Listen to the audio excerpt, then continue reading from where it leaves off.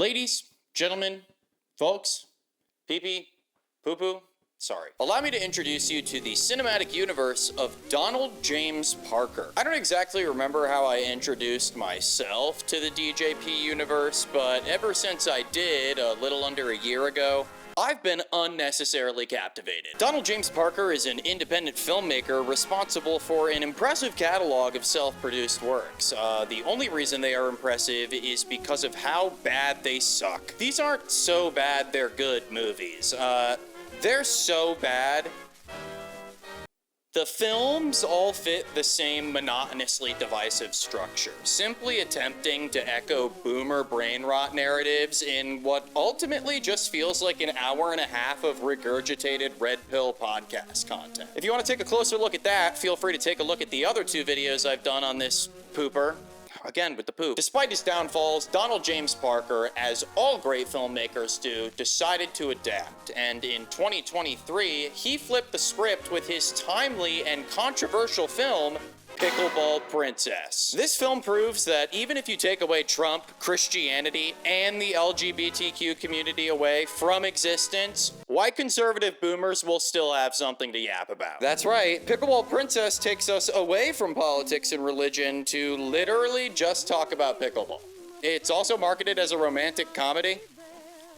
Kill me. I've played pickleball before. Not really sure what that does for my image, but I just thought I'd lay all the cards on the table before we start here. This is going to be exhausting, as usual, so I'd suggest grabbing a snack for this one. It's probably going to feel a lot like a standardized test.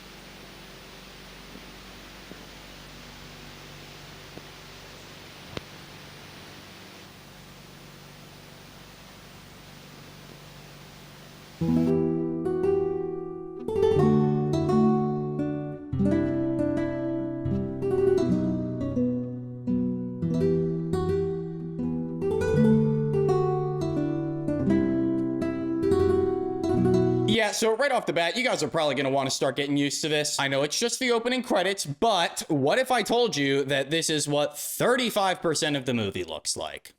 Do you like iPhone footage? We'll get to that in a bit, but in the meantime, have you seen that new movie about being bisexual and playing tennis?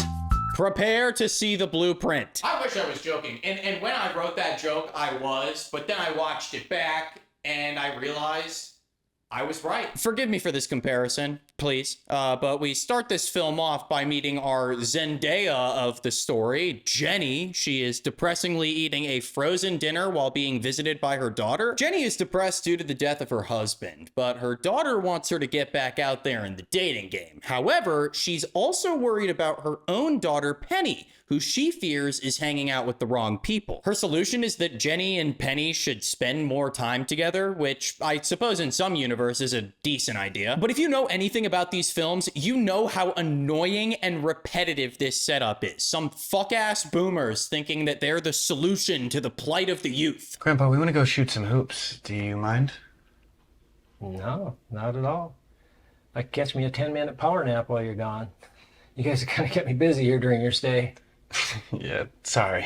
Oh, no, don't be. Okay, not really sure what's more unbelievable about this scene, the idea that Donald could ever produce an offspring, or the idea that this is supposed to be in a house, or like an apartment? What is this? Look at this next scene where they're in the bathroom. Have you ever seen that paper towel dispenser not in a public facility? I don't know, maybe it is a public facility, but regardless, I'm just confused as to how we got here. Who said, let's sit down and have Keebler fudge stripes and water and weird red orange sauce on plate? By the way, the kid in the green shirt totally glazes Donald out of nowhere. I guess he did like a backflip off camera or something. If your food's always this good, I'll definitely come back, even if Gary doesn't want to. Chill out. He's my grandpa, not yours. Look, he can try to convince you otherwise all he wants, but all of these films at their core are created for Donald's character to get absolutely stroked. Not only by the people around him, but by society as a whole. In the last film I covered, he got expelled from a community college for being a radical Christian and was greeted by a celebratory crowd of strangers on the way out. We can say all we want about the guy, but look, in his world, he pulls it off every time. That bathroom scene I showed you before is the two kids making fun of pickleball simply based on the fact that they have no idea what it is. And you can tell right here that Donald has a very, very clear voice as a writer. Once you hear him talk once, you can hear his voice through every single character he writes. Hey, what the heck was that on the basketball court? You got me. Looks like miniature tennis or something. Yeah, or giant ping pong. It sounded like a shooting gallery in there. Like pop, pop, pop, pop. Yeah, a popcorn gallery. No one that age talks like that. When is the last time you heard a 17-year-old reference a shooting gallery? Usually when kids that look like that talk like this in a bathroom, you call security, okay? And someone probably should, because these kids are so frustrated by this unknown sport that they decide to harass the woman working the front desk for answers. What were those guys playing in there anyways? Pickleball. Pickleball. But like dill pickleball? Literally, yes. Like fastest growing sport in America, though. Yeah, I think you messed that line up. Once again, unless I'm totally wrong, I'm going to assume that this is like the senior community center that Donald is a part of, which is concerning because they let him film inside. And that fact alone lets me know that they did zero research on Donald.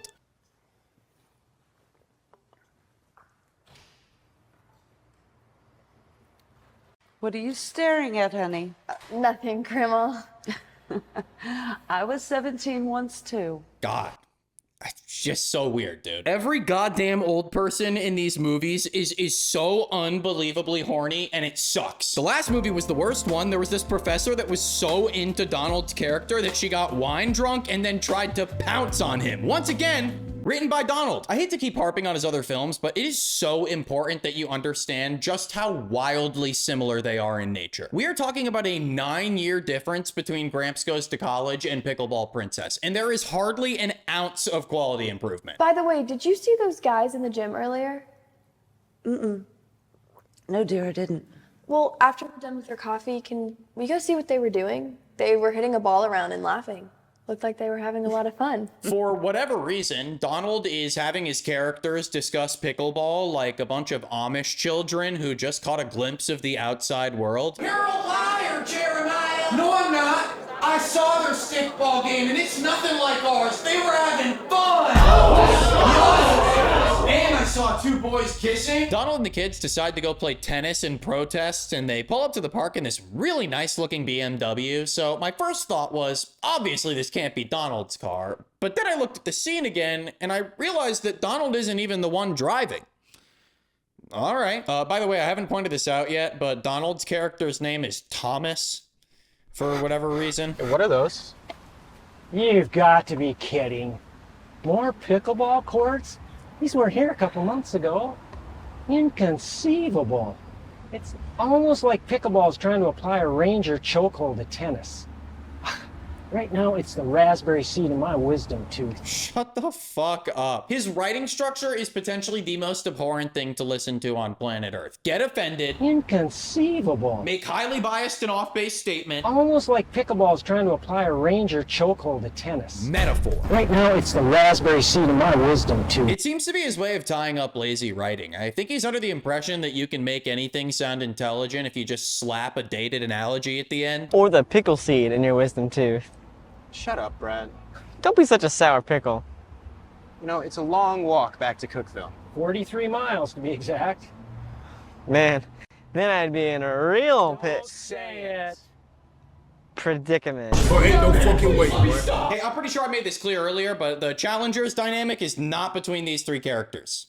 No, it's actually much worse than that. Thomas's grandson tells him that maybe he should play pickleball because A lot of the players are senior citizens like yourself, and a lot of them are chicks. Hint, hint. I think it's objectively weird to assume that there is an audience who will connect with this story and these characters unironically enough to root for Thomas finding a pickleball cutie. This is what Donald probably thinks he looks like.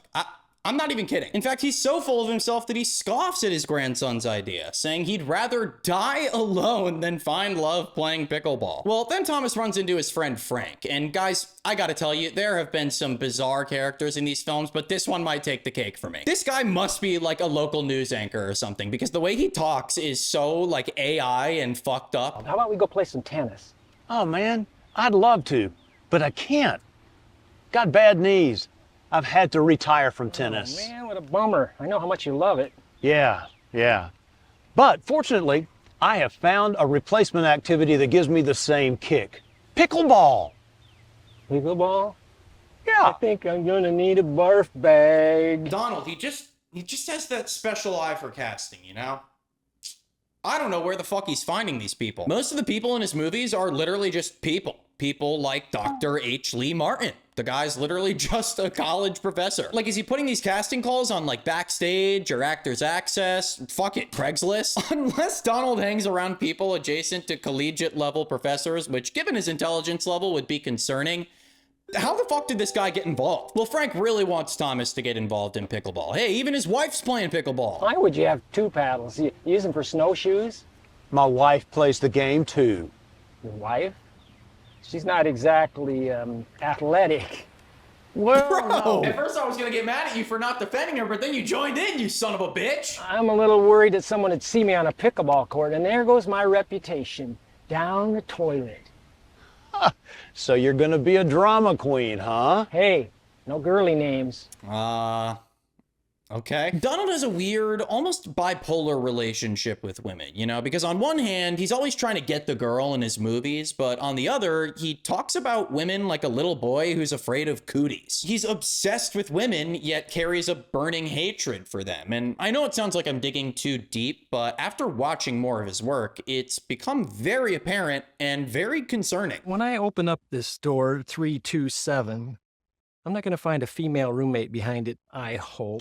But Thomas ends up agreeing to give pickleball a try, which means the next 11 minutes of the movie is Frank teaching Thomas every rule of pickleball followed by a match. The only thing that makes it anything close to a scene is the occasional grueling and bizarre interjection from Thomas. And if you hit that one in the air, it's called a flapjack, and you lose the point.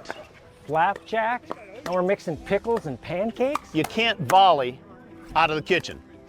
Oh, but it's okay if you're in the bedroom. Funny. Bounce. Oh, yeah, that's what I'm talking about. Wait, I just realized the only thing that would make this scene better is if you removed it from the film and uploaded it to YouTube as a tutorial. Because if you look at it through that lens, it's actually rather thorough and informative. It quite literally contains every pickleball term, move, and rule with video examples. And as someone who's learned the rules from my mom's friends while they yelled over each other, I think I actually prefer this. You got a better paddle than I do, I think. Inside the sun was in my eyes. I didn't have my cap. Oh, come on, come on. I'll swap paddles with you and play with my wife's paddle, and we'll swap sides for that matter. Your wife's paddle? I was playing with a female paddle? No wonder. It's bad, man. You need help. Thomas gets absolutely smoked by Frank, and he gets so butthurt that he vows to never play pickleball again. But after Frank calls Thomas out for being too competitive to give up, he decides that he is going to keep playing pickleball, and then he proceeds to do some kind of movie reference, but it is undeniably an old-timey black scent. Mister, I'm gonna do to you what you did to my big brother, see? I'm gonna rub you out. If anyone can tell me what that's from, let me know. I tried looking up the dialogue. I'm sure he butchered the quote. But let me know if I'm wrong. So we're off to a pretty rough start here, but things are about to get a lot rockier because we haven't even gotten to the main storyline. I should also probably mention that you have to know absolutely nothing about pickleball to understand the plot of this film. As informative as the last 11 minutes were, it was just a waste of time. They go to this pickleball tournament, I guess, and as requested, it would seem that Penny is spending more time with Jenny. That's gonna get so annoying. What are you staring at, Grandma? Nothing. He is quite attractive. For an old guy, I guess. Is it rolling? What the fuck was that line about? Okay, stop it now. Again? Yeah. Okay, one more time. What the fuck was that? I guess that expression is true. Just because there's snow on the chimney doesn't mean the fire is out. Okay, kill me. This film doesn't just fail the Bechdel test, it takes it as a challenge. We're almost 25 minutes into the film, 3 scenes in with these women, and all we know about them is their desire for men. It's almost impressive. Jenny goes into this rant about how Penny needs to be careful around boys, then she starts talking about abuse and alcoholism. If I lived in the universe of these characters, I think I would start going insane. Nothing makes sense. We're at a fucking pickleball tournament. Read the room, Jenny. I don't believe we've ever met. I'd never forget a face like yours. And I'll never forget a line like yours, as I've heard it so many times before. I mean, don't you have any original material? Ooh, I believe I'm being challenged to step up my game. I mean, where does he find these people? He sounds like a Metal Gear Solid character hitting on someone's mom. Raiden, I'm over here stroking my dick. I got lotion on my dick right now. They play pretty much another whole game of pickleball. No relevance to the plot. And then this guy just starts hitting on Jenny again. I mean, come on, guys. Talk about death. Come on. Well, Thomas thinks he's super lame, and he's kind of right. The guy just keeps talking about his $300 pickleball paddle, which honestly isn't even that cool. Of all the sports you can spend $300 on, pickleball is easily the lamest one. You got to do something cool, something that, you know, something that'll really shock people, like a unregistered firearm. Then they play another game of pickleball, and this one's more spicy because it's all the main characters, plus this lady who really hates green shirt guy. His name is David, by the way. He has this one line delivery at the beginning of the game, though, which is so goddamn good. Nice volley, you guys. The word is rally. A volley is when you hit the ball before it drops. A rally is an exchange of shots in a point. Why can't you people get that straight? But it's yet another game of pickleball, guys. This time the game is only interrupted by arguments between David and Thomas. What? Ball was in. No. I was standing right over the line. There's a half inch between the line and the ball. You can call it up, but that ball was in. I have 20/20 vision. The guy's got over 10 years of filmmaking under his belt. Still can't pull off a goddamn stunt. After that loss, Thomas's new goal is to defeat David in pickleball. So fuck Frank, I guess. He sits and talks to this random guy who goes on a tangent about how cool David is because he's got expensive equipment. It's like 2 second graders, guys. You could have the same conversation about silly bands. I'm not quitting until after I beat Mr. 4.0 over there with his top of the line paddle and shoes and his bargain basement manners. Well, good luck with that. That wooden paddle you've got, it's not going to do the job. David's got all the best equipment. This guy talks a lot, but in the process, he lets us know that David plays in the senior pickleball tournament every year, giving Thomas the perfect setting to defeat him. Now needing to train, Thomas needs some help, so he entrusts his bold and harrowing sidekick, his grandson. Okay, but look at this. When they meet up, they're eating Cheerios and they have a full gallon of milk. So is this supposed to be a house? This is a perfect example of how lazy set dressing can ruin a scene. It's so lazy and ambiguous that I have no idea what's going on. Regardless, this scene is kind of about nothing. Thomas basically lets his grandson know that he's into pickleball now, and that's pretty much it. What? God, do you think Thomas is the guy from the coffee shop? The one you were staring at when you said you were staring at nothing? Mm-hmm. Okay. You can't call this a romantic comedy. We still don't know anything about her. She just keeps talking about the same shit. And the comedy? The universe in which Donald's films take place truly feels like hell, but not in the typical sense. Everything is just so awkward, everyone is bland and stupid, and no one has a purpose. In all honesty, it kind of just feels like Donald is actually pretty talented at capturing the mundane of life. Hey, Thomas, do you want to play doubles? Only if Jenny will be his partner. Perfect. Kids versus the... Boomers. Oh, okay. Boomers!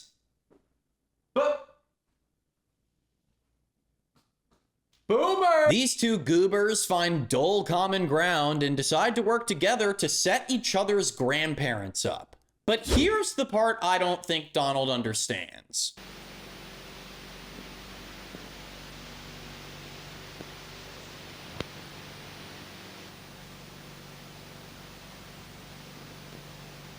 This movie actually could work as a film about two grandkids trying to help their grandparents find love through pickleball, but Donald is so self-centered that he has to be the star of every production, no matter how weird it looks. It may seem odd that I'm drawing assumptions based off of movie characters, but you have to remember that Donald is making these movies to spread whatever narrative of the week he's obsessed with.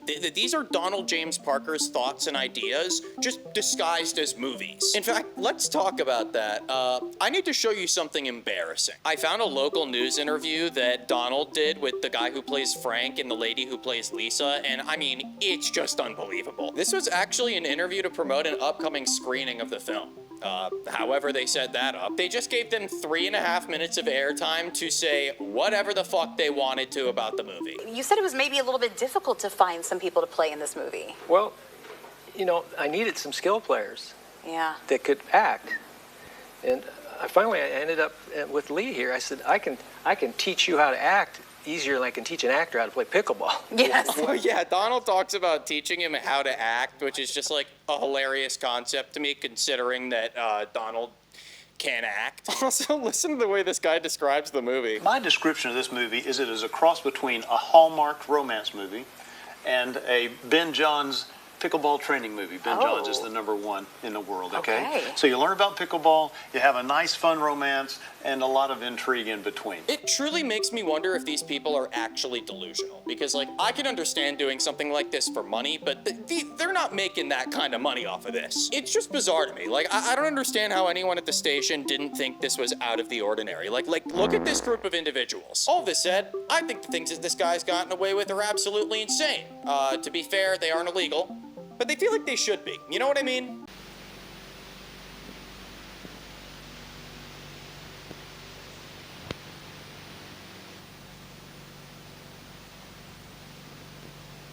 There is so much to remember. How am I going to master all of this? You do it until you don't think about it anymore.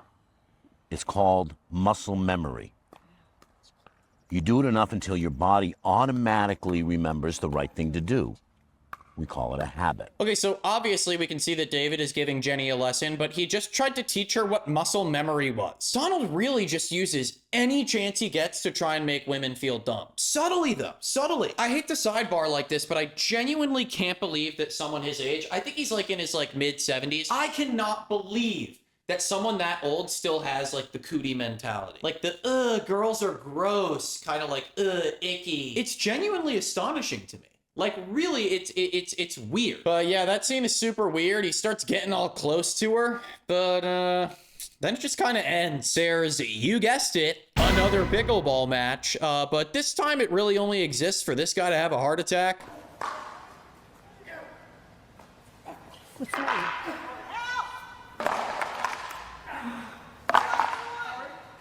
All right, if you know CPR, do it. It's all an attempt to get the audience to check in with a doctor before playing pickleball, which also just proves my point that this film is only made for people over the age of 55. But the way they bring the PSA into play is, it's so on the nose, it's hysterical. You know, but it happens.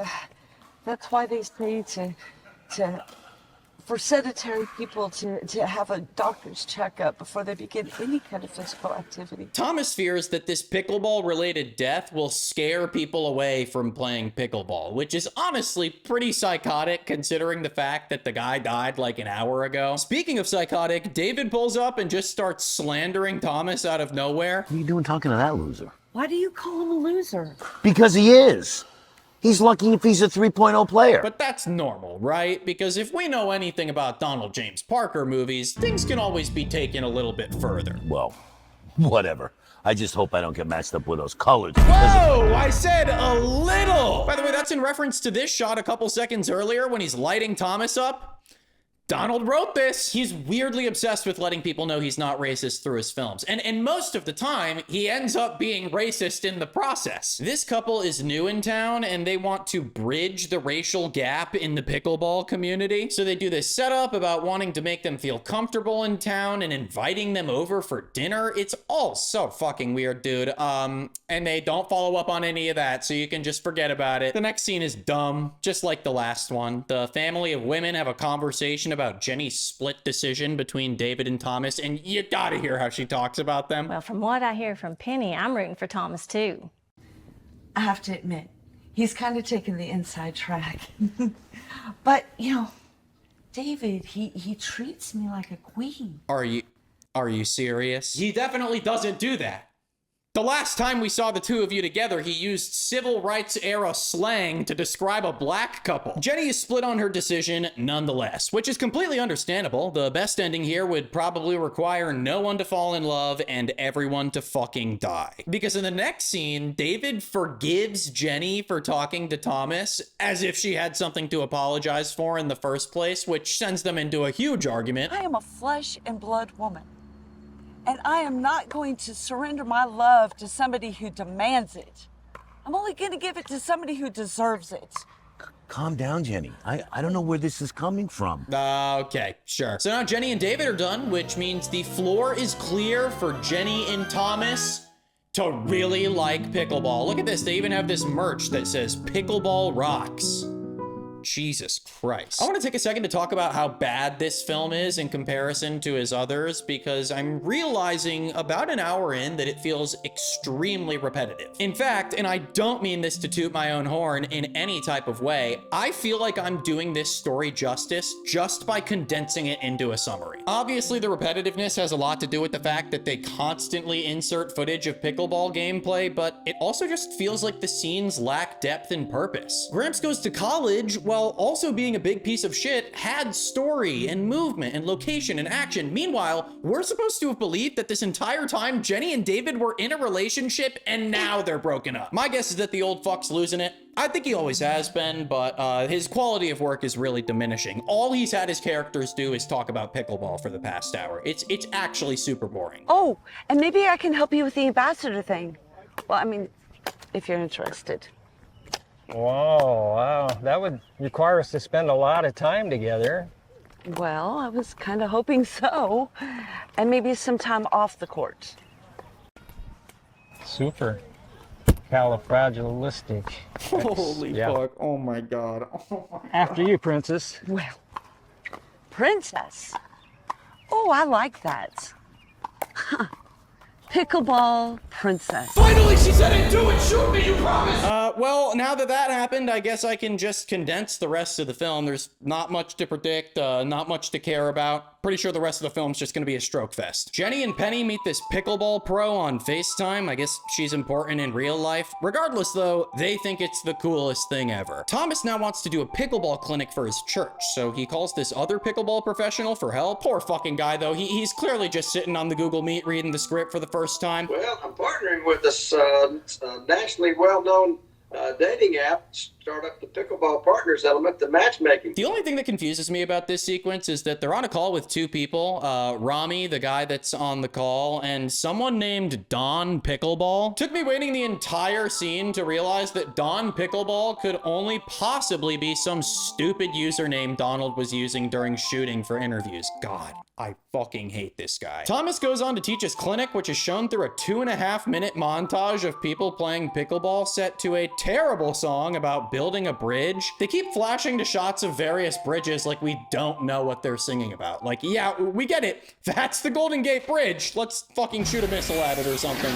These families that he found to play are some of the most American-looking families I've seen in my entire life. After that comes the climax of the movie, with a final showdown between Thomas and David on the pickleball court. It's just as boring as every other pickleball shot in the film, so I don't mind spoiling the fact that Thomas does win due to David fucking up his leg or something. I don't know. You would expect a romantic comedy to end with a little bit of romance, but I guess that's passé for DJP because all they do is talk and talk. You know, I really do like pickleball, but I don't want to get married on the pickleball court. Well, we could compromise. Okay. We could have the wedding ceremony in the church sanctuary and have the reception in the church gym with the nets up. Oh, and instead of having the first dance, we could play the first pickleball game. Okay, not that I want to see it, but fucking kiss! Never once have I seen characters kiss in his films. This guy is all about romance and ladies, but he can't even slip a little fucking kiss in. Also, yeah, I guess they're just gonna get married immediately, so kudos to them.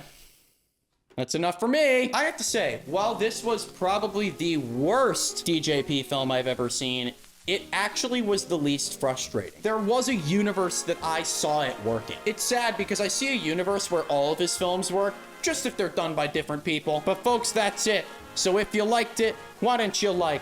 Why don't you comment? Why don't you subscribe? Why don't you in the comments, why don't you talk about your favorite flavor of Kool-Aid? I don't really have much to say, so, I'm just gonna kind of leave it here, and, that's all I have for you this time. But until next time, hey guys, check this out.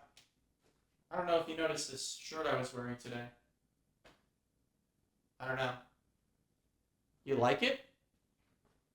Maybe I'll have some info about it coming soon. Bye.